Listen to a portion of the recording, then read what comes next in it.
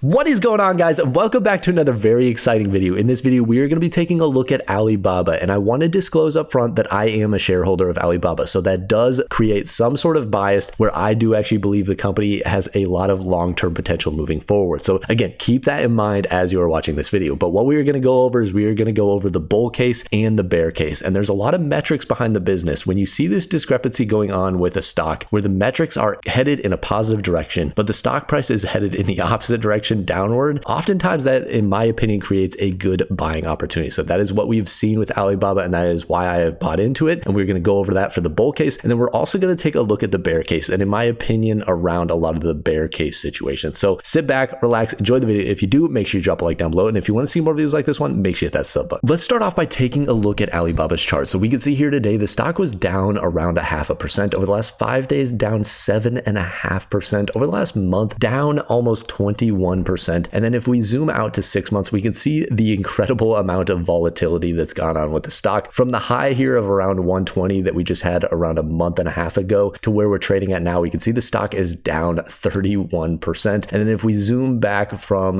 where the low was around 4 or 5 months ago of October to the high that we recently hit, you can see the stock moved up almost 90%. And then to where we're trading at now, the stock is only up around 30%. So still an incredible move from these lows, but just an insane amount of volatility that we've seen over the last few months. This is the article that I wanted to kind of go through. So it's Alibaba bull versus bear case, and it was written by Jeremy and Parkev on March 2nd of 2023. Let's start by taking a look at the bull case. So although Alibaba generates revenue from several large markets worldwide, China is the primary source of revenue and profits. So that's important to note. They are trying to expand their business into Southeastern Asia, and that is going to be a big market overall. If they can get into India, especially India has a huge population along with China, which is going to, provide a lot of revenue and profits, but they're primarily looking at kind of like Thailand, Vietnam, some of those other Southeast Asia countries. So those, again, will provide a lot of revenue in the future. But right now, their biggest revenue generator is China, and China has gone through a lockdown. So we can see here that over the last several years, China has imposed the world's strictest lockdowns on their zero pandemic policy. And the good part is a lot of these are looking like they're starting to reverse. We've seen revolts kind of over the last few months in China, where a lot of people have came out and basically spoken out against these lockdowns and how they're impacting people's lives. And China is finally starting to listen and actually ease up on a lot of these restrictions. And the easing of lockdowns will impact their underlying metrics in a major way. So Alibaba has done an excellent job of expanding its sales and profits. Over the past decade, it has actually grown its revenue by a compounded annual growth rate of 45.5%. So that is absolutely insane. And when you look at other companies like Amazon over the same period has only grown their revenue by 23.7%. So we're talking about almost double what Amazon has grown at, Alibaba has grown at. And we're not talking about small numbers either. We're talking about billions of dollars that Alibaba is growing their business by. So this is absolutely insane growth that we're seeing by the company. And we can see those numbers a little more clearly represented on their actual financial report.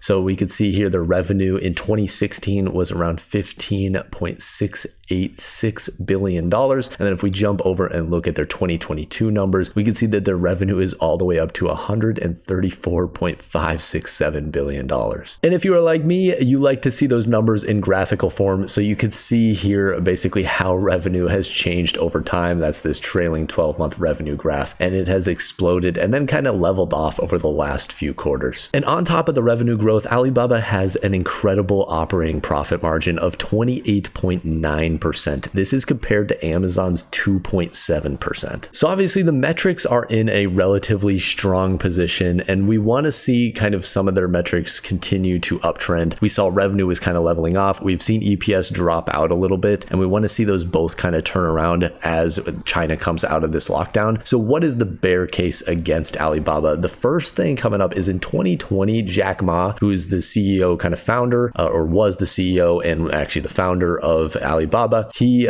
came out and had some critical comments about the Chinese, financial officials, and basically kind of went after the government. And from there, the government actually cracked down on their business. They levied some fines against the business. We can see here that Beijing slapped a $2.8 billion antitrust fine against Alibaba. And this kind of caused them to actually divest some of their investments from other companies, including their media business. And basically, this is just to encourage competition throughout China, is what Beijing and China was overall kind of targeting Alibaba for. But a lot of that, ironically, just comes on the back of Jack Ma and his comments, which obviously kind of triggered some of that actual backlash by the Chinese government. And a lot of people believe that this backlash will continue as long as Xi Jinping stays in power in China. He's made some interesting remarks over the last 6 months or so about continuing to stay, on top of these businesses and really continuing the lockdowns. That's been another thing that, has really hindered China's growth overall. But what has happened in China over the last 6 months or so is they have gone into a relatively, real estate driven recession. And we've seen that over the last, again, 6 to 8 months, that China has been put in a very tough situation. We've seen their GDP growth fall off, and now the government is trying to basically turn that all around. And part of what that implies is that they are going to take a more lax stance on larger businesses like Alibaba. They are trying to target around a 5% GDP growth, and really the only way they're going to get there is by allowing a lot of these businesses to continue to grow. So in my opinion, a lot of these, fines and also the critical comments and things from the Chinese government, I think they are going to take a little bit more of a relaxed stance, because they understand that the people really need these jobs and need these incomes, and to increase incomes to really help the overall growth of the economy throughout China and the prosperity of all of their people. And this was the biggest concern that I do have from the bear case. So Alibaba's revenue grew only 2% for its December quarter. So obviously that is a little bit concerning. We want to see revenue continue to increase at a fast pace. The one caveat that I have to that is the fact that obviously China has all these lockdowns going on. So as these start to release and,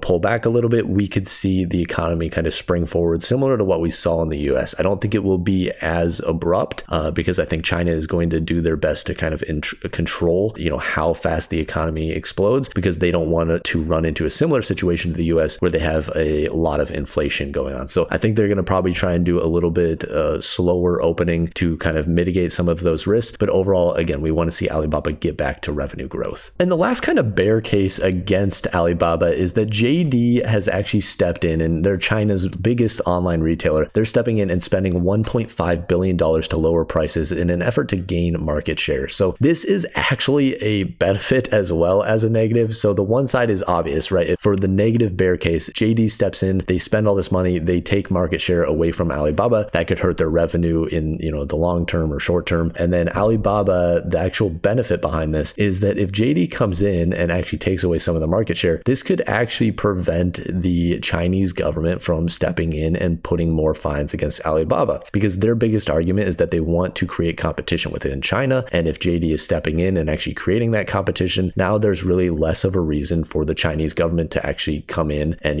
try and restrict Alibaba's business. So overall, that could actually allow Alibaba a little bit more freedom to operate without restriction from the Chinese government. I want to conclude again by just saying that I am a shareholder of Alibaba. So I do like the company for the long term. Keep that in mind, and do not buy a company just because some random guy on YouTube is talking about it. But with that said, my opinion is that a lot of short-term things have gone on with the Chinese government that have created a lot of volatility and downward pressures against the stock. And I think over, the next 3 to 5 years, I think we'll see a lot of those pressures kind of change. I think the Chinese government recognizes that what they've done over the last 2 years has been good for the overall, safety of their people potentially, but what they need to do over the next 3 to 5 years is going to be vastly different than, the last 3 to 5 years. So I think they're going to turn around. The Chinese government is actually known for having very swift and very varying policy changes. And that's part of why investors don't really love, investing in China, because it's hard to predict when they're going to make these swings and changes in policies. So again, I think that in the long term, as long as the business metrics continue trending up, we're going to see the stock,